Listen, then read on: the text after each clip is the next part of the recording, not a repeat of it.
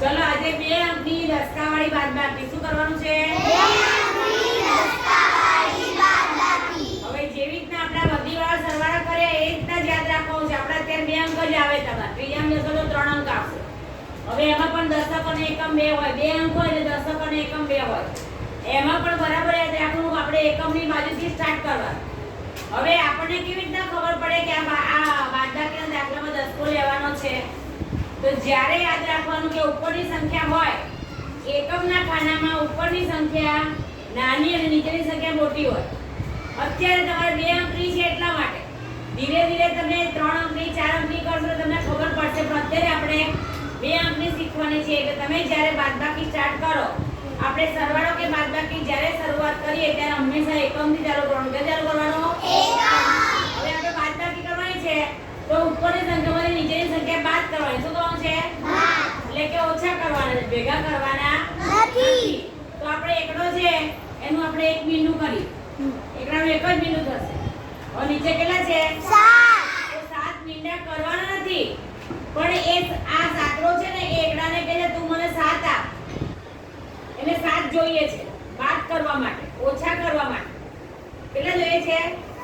પણ એકડો કહે છે મારી પાસે તો એક જ છે, એક જ એકમ છે, મારી પાસે વધારે છે નહીં, એવું કહે છે. સમજો બરાબર? એટલે ઉપર નાની સંખ્યા છે, નીચે મોટી સંખ્યા છે. તો આની બાદબાકી ના થાય. ધારો કે 7 ઉપર અને 1 નીચે હોય તો એકડો 7 જોડે માંગે તો આપી શકે, કારણ કે એની પાસે 7 છે તો એમાંથી આપી શકે. પણ ઉપર તો એક જ છે. આપણી પાસે એક ચોકલેટ હોય અને કોઈ આપણને એમ કે મને 7 ચોકલેટ આપ, તો આપણે આપી શકીએ? ના આપી શકીએ. પણ એ વખતે આપણે એવું કરી શકીએ કે ચલો મારો ભાઈબંધ છે, મારે એને 7 આપવા જ પડશે, મારી પાસે તો એક જ છે, તો લે હું બાજુમાં મારો ભાઈબંધ છે કે બાજુમાં બીજી બેનપણી છે એના જોડે હું માગી જોઉં, જો એ મને આપે તો હું તને 7 આપું. એવી રીતના એકડા ભાઈ પણ એમના પાસે તો 7 છે નહીં એટલે એકડા ભાઈ એકમ વાળી રકમ છે બાજુમાં ચોકડા જોડે જશે, એની બાજુમાં જ છે. બરાબર?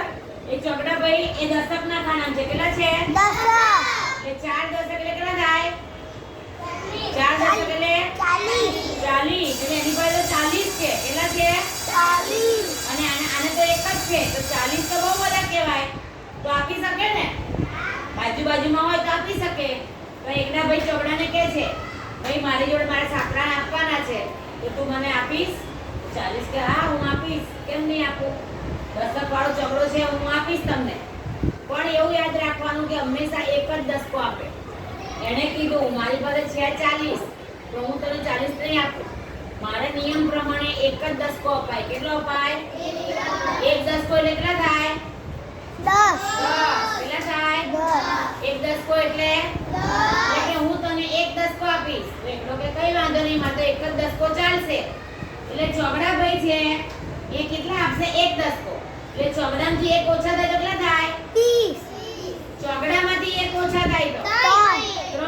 એટલે 3 દશક એટલે 30 થાય. ચોકડો છે એક દસકો એકડા નાખવાનો છે એટલે 4 માંથી પહેલા એક ઓછા કરવાના એટલે 3 વધ્યા અને જે એક ઓછા કરે એ મૂકવાના. પણ અહીંયા આગળ 10 મૂકવા પડે. કેટલા મૂકવા પડે? 10 એકમ કહેવાય. શું કહેવાય? એટલે એક દશક છે. આને એકડો આપ્યો ને એટલે આમ એક દશક છે. પણ એક દશક એટલે કેટલા થાય? એક દશક એટલે કેટલા થાય? 10 થાય. કેટલા થાય? એટલે આપણે 10 મૂક્યા. હવે આ બે ભેગા કરી દેવા. 10 અને 1 ભેગા કરીએ તો કેટલા થાય? 11. હવે આની પાસે કેટલા એકમ આવી ગયા? 11 થઈ ગયા. કેટલા થઈ ગયા? 11. હવે 7 આપી શકશે કે નહીં આપી શકે? આપી શકશે. તો હવે આપણે તો એક તો છે એટલે 10 મીંડા કરીએ. બોલો 1 2 3 4 5 6 7 8 9 10. બધા ભેગા ગણો. ચલો 1 2 3 4 5 6 7 8 9 10 11 થઈ ગયા આપણી જોડે. હવે સાતડા અપાય કે ના અપાય? હવે કેટલા આપવાના સાતડાને? 7 આપી દે એટલે 7 કાઢી નાખવાના. આવે ચલો કાઢો. 1 2 3 4 5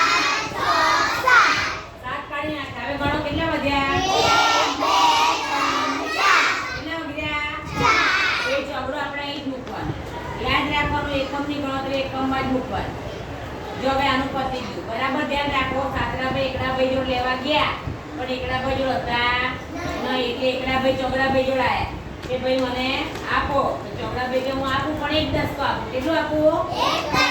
એક દસકો એટલે કેટલા થાય? 10. કેટલા થાય? 10. એટલે 10 આપ્યા. પણ એક દસકો આપ્યો એટલે 4 માંથી એક દસકો ઓછો થઈ જાય એટલે કેટલા વધ્યા? 3. હવે આ 4 ને ગણવાના નહીં ભાઈ. 4 સંખ્યા જતી રહી, નવી સંખ્યા બની 3. કઈ બની? 3. એટલે હવે 3 માંથી આ એક ઓછા કરવાના. જો 4 માંથી એક ઓછા કરશો તો જવાબ ખોટો પડશે. તમારે શેમાંથી ઓછા કરવાના? 3 માંથી 1. તો 1 2 3. હવે આમાંથી કેટલા ઓછા કરવાના છે? 1 કાઢી નાખવાના. કેટલા વધ્યા? તમારો જવાબ કેટલો આવ્યો? 24. કેટલા આયા? 24 બરાબર 20 વત્તા 4 બરાબર 24. તમને પડી ગઈ કે ના પડી? એક દસકો એટલે બરાબર રાખવાનો. કેટલા આવે એક દસકો એટલે? 10. હંમેશા જ્યારે દસકો લેવાનો થાય ત્યારે એક જ દસકો આપે બાજુવાળી સંખ્યા, વધારે આપે નહીં. અને દશકમાંથી આપણે હંમેશા એક સંખ્યા ઓછી કરવાની.